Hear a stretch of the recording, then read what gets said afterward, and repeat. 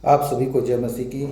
मैं word of God channel में आप सभी का स्वागत करता हूं। और हम इस चैनल में एक नई सीरीज को चालू करने जा रहे हैं, जो कि है प्रभु यीशु मसीह की लहू की प्रार्थना हम कैसे करें।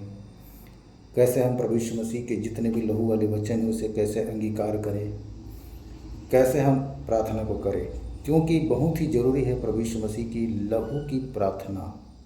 आज चर्च में, कलीसिया में प्रभु यीशु मसीह के लहू की जो सामर्थ्य है उसके बारे में शिक्षा नहीं है, टीचिंग नहीं है।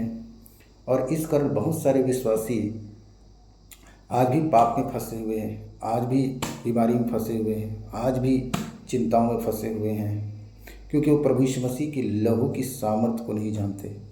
आज भी विश्वासी बार बार पाप करते हैं, आज भी उनका विवेक उनको दोष देते रहता है। बहुत सारे विश्वासी जो बपतिस्मा ले लिए हैं और प्रभु भोज भी करते हैं, उनके बावजूद भी आज भी विश्वासी पाप में फंसे हुए हैं, उस सिद्धता को नहीं पहुंच पा रहे हैं। तो ये बहुत ही ज़रूरी है प्रभु यीशु मसीह की लहू की प्रार्थना, क्योंकि इस प्रार्थना को पौलुस किया करता था। तो सोच लीजिए, जिस प्रार्थना को पौलुस करता था, लहू की प्रार्थना, तो आज के विश्वासियों को, आज के पास्टर प्रचारकों को कितना ज़रूरी है। हमें आज सिद्ध होना है, हर एक को आज सिद्ध होना है, और वो हम प्रभु यीशु मसीह के लहू के द्वारा हम सिद्ध हो सकते हैं। ये वचन में लिखा हुआ है। मैं आप सबों के लिए एक वचन पढ़ने जा रहा हूँ, और ये वचन है इब्रानियों की पत्री अध्याय 10 उसका 22 पद। तो आओ हम सच्चे मन और पूरे विश्वास के साथ और विवेक का दोष दूर करने के लिए हृदय पर छिड़काव लेकर और देह को शुद्ध जल से धुलवाकर परमेश्वर के समीप जाएं। तो इस बात को पौलुस बोल रहा है कि आओ हम सच्चे मन और पूरे विश्वास के साथ विवेक का दोष दूर करने के लिए। अभी भी क्या है, विवेक में दोष है, अभी भी हमारे प्राण क्षेत्र में गंदगी है, अभी भी हमें लोभ, लालच, जलन, ईर्षा, बहुत सारी चीज़ आते रहते हैं। तो पौलुस इस प्रार्थना को किया करता था, इस लहू की प्रार्थना को किया करता था। तो आज हमें कितना ज़रूरी है, आज एक पास्टर प्रचारक को कितना ज़रूरी है। आज कलीसिया को अगर सिद्ध होना है तो बिना प्रभु यीशु मसीह के लहू के वो सिद्ध नहीं हो सकते। तो हमें सिद्ध होना है, हर एक को सिद्ध होना है, और दिन प्रतिदिन प्रभु यीशु मसीह के स्वरूप और समानता में अंश अंश करके हमें बढ़ते जाना है।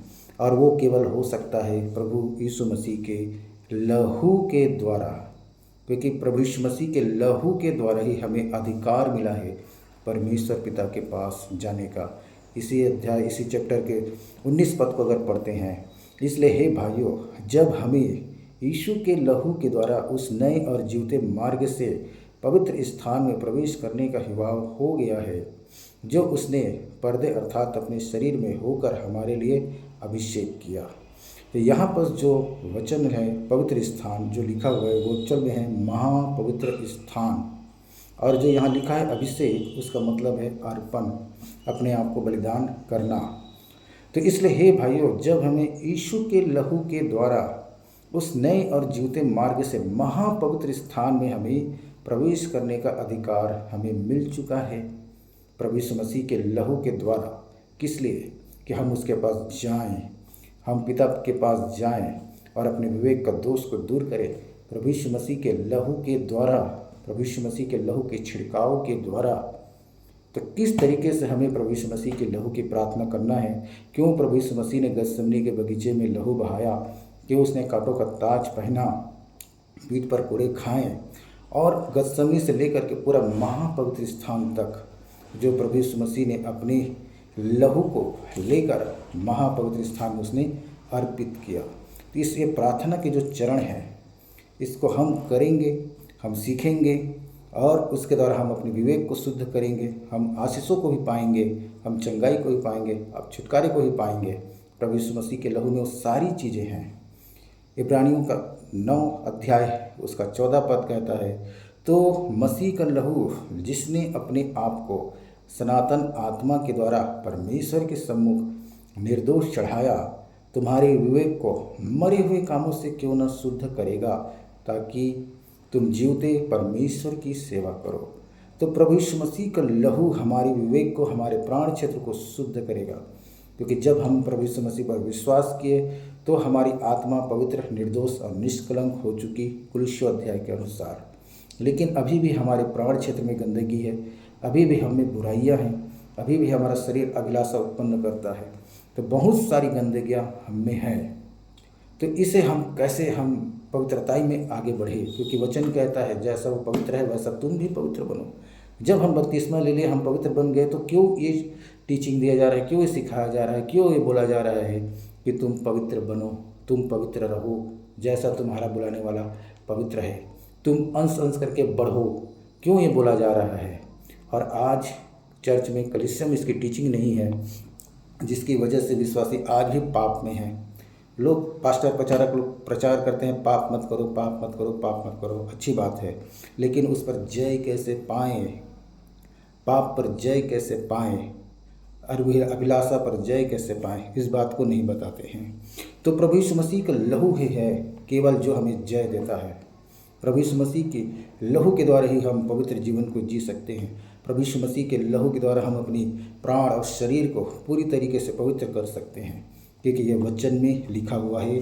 और इस प्रार्थना को, लहू की प्रार्थना को पौलुस किया करता था। तो सोच लीजिए, जो पौलुस पूरी पवित्रताई में चलता, सिद्धता में चलता था, प्रभु यीशु मसीह को डायरेक्ट देखता था, तीसरे स्वर्ग तक जो चला गया, इतना सिद्ध पौलुस इस प्रार्थना को करता था।